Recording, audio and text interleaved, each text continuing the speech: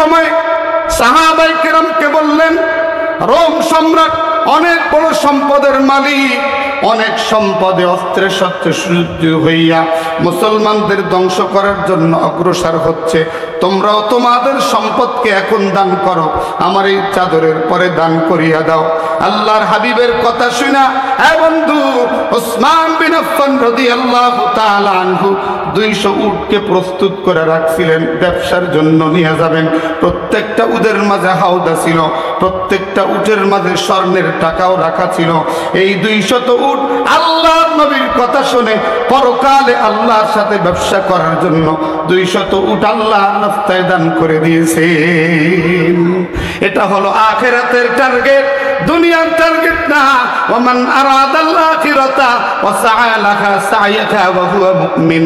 আখিরাতের টার্গেট করার পরে সন্তান মাদ্রাসায় পড়াইতে পারে না, আখিরাতের টার্গেট করার পরে দান করতে পারে না, আখিরাতের টার্গেট করার পরে নিজে নামাজ পড়ে না, এমন লোক কিন্তু আখিরাতের টার্গেট পুরা করতে পারবে না, এমন লোক আখিরাতের টার্গেটের সফল হতে পারবে না।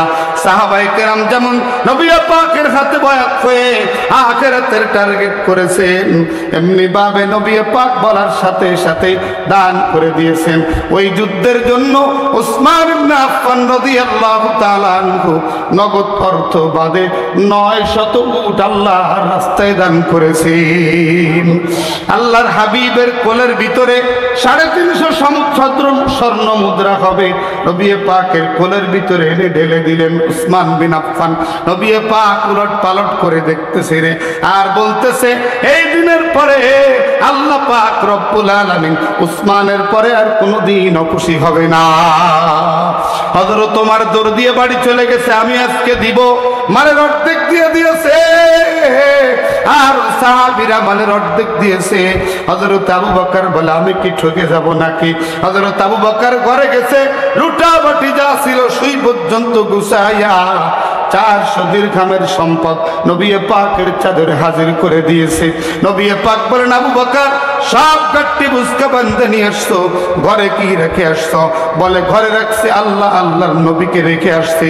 বন্ধুরা আমার, ওই সময় গরিব গরিব সাহাবীরা যারা ছিলেন, যাদের ঘরে 2-4টা খেজুর আছে, 1 কেজি আটা আছে, আরো কিছু জব আছে, এরকম সাহাবীরা বসে বসে চিন্তা করতেছে আর বলে আমরা বড় গরিব মানুষ, আমরা আর কি দিতে পারি? বরঞ্চ নবী পাকের কাছে সওয়ারির আবদার করলেন। আল্লাহর নবী বলেন তোমরাও দিতে পারবা, তোমাদের কাছে যা আছে তার থেকে কিছু দিলেই হবে। বন্ধুরে, ওই গরিব সাহাবীরা কেউ 1টা খেজুর, 2টা খেজুর, কেউ আল্লাহু আকবার এভাবে করে করে জিহাদের রাস্তায় আল্লাহর রাস্তায় দান করতেছে দ্বীন হেফাজতের জন্য। মুনাফিকরা তখন ঠাট্টা করতেছে, মুনাফিকরা ঠাট্টা করতেছে আর বলতেছে দেখো 1টা 2টা খেজুর জমা করে বলে এত বিশাল সাম্রাজ্যের মালিক, ধনে ধনে যারা অত্যন্ত গম্ভীর্য, তাদের সাথে বলে যুদ্ধ করে বিজয় হবে। দেখো আল্লাহ পাক এই ঠাট্টার জবাব দিয়ে দিয়েছে, বলে যারা এই ঠাট্টা করতেছে আমি আল্লাহ তাদের পাট্টা ঠাট্টা করব, আর আমি তাদেরকে শক্ত আযাব দিয়ে দিব।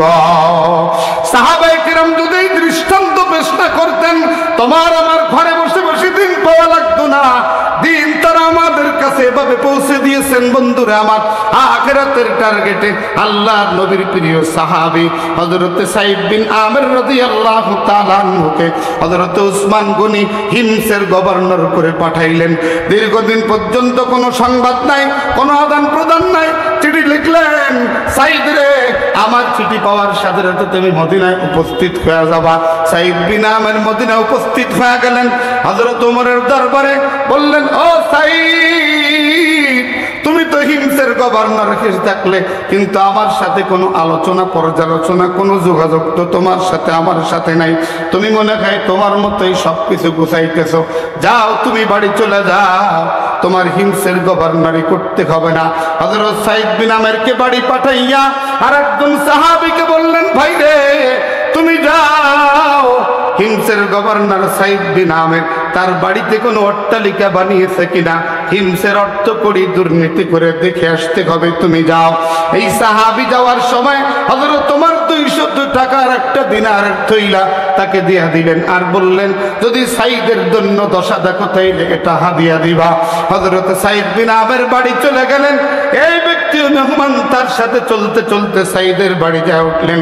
বাড়ির এত জীর্ণ শীর্ণ পরিবেশ, একজন মেহমান থাকার মতো পরিবেশ সেখানে নাই। একদিন থাকলেন, 2 দিন থাকলেন, ওই রুটি ছাড়া আর কোনো খাবার নাই। 3 দিন হয়ে গেল। সাইদ বিন আমের ডেকে বলে, ভাই রে 3 দিন হয়ে গেছে তোমার মেহমানদারি, এরপরে তুমি যদি আমার ঘরে থাকো, আমার সন্তানাদির জন্য কিছু আটা আছে, এইটাও তোমার দিয়ে দেওয়া লাগবে, আমার সন্তানেরা না খায় থাকবে। বলার সাথে সাথে মেহমান চোখের পানি ছেড়ে দিয়ে বললে, না গো ভাই, আমি এখন বিদায় নিতেছি, নাও এইটা খলিফার পক্ষ থেকে তোমার জন্য হাদিয়া। লোকটা দিয়ে চলে আসছে। আল্লাহু আকবার। তার বিবি সাইদ বিন আমেরের বিবি এই পয়সা যখন দিতেছে তখন সাইদ বিন আমের বলে, ইন্না লিল্লাহ। বিবি বলে, কি হয়েছে? বলে, আমি যেই দুনিয়া আমার ঘরে ঢুকাইতে চাই না সেই দুনিয়া ঘরে ঢুকতেছে। নবী পাক দুনিয়ার ব্যাপারেই বেশি ভয় করছেন আমাদের। বিবি বলে, টেনশন করেন না, টাকাগুলো রাইখা দেন, ওই টাকাগুলি মহল্লার গরিবদের মাঝে বন্টন করে দিব, কিয়ামতের ময়দানে আমাদের অনেক কাজে লাগবে। সাইদ বিন আমের রেখে দিলেন, গরিবদের মাঝে বন্টন করে দিলেন। সাহাবী যখন হযরত ওমরের কাছে বর্ণনা করলেন, হযরত ওমরের চোখের পানি পড়ে গেল। তলব করলেন সাইদ বিন আমেরকে দরবারে, সাইদ বিন আমের তুমি আমার দরবারে হাজিরা দাও। সাইদ বিন আমের দরবারে আসলেন। হযরত ওমর আরো কিছু বেশি দিনারের একটা থইলা বানাইয়া হাদিয়া দিয়া বলেন, এটা হাদিয়া নাও, আর কাপড়টা নিয়ে নাও, তোমার স্ত্রীর জন্য কাপড় নিয়ে যাও। সাইদ বিন আমের বলে, খলিফাতুল মুসলিমিন, টাকা আমি নিব না, আমার স্ত্রীর পরনের কাপড় নাই, সেজন্য কাপড়টা নিয়ে শুধু বিদায় নিতেছি আমি। আল্লাহু আকবার। হযরত ওমর বলেন, সাইদ ভাই, মনে কিছু নিবা না, একটা প্রশ্ন তোমার কাছে করি, তোমাকে যে 200 দিরহাম হাদিয়া দিয়েছিলাম সেটা কি করেছ? সাইদ বিন আমের বলে, খলিফাতুল মুসলিমিন, হাদিয়া দিয়ে তার পাল্টা জবাব নিতে হয় না, জিজ্ঞাসা করতে হয় না। হযরত ওমর চোখের পানি ছেড়ে দিয়ে বলে, না গো ভাই, ওগো নবীর সাহাবী, আসলে জানতে চাই তুমি কাজটি কি করেছ? বলে, খলিফাতুল মুসলিমিন, কিয়ামতের কঠিন ময়দানের জন্য আমি আল্লাহ রাস্তায় এটাকে নাজাতের ওসিলায় দান করে দিয়েছি। আল্লাহু আকবার বলেন।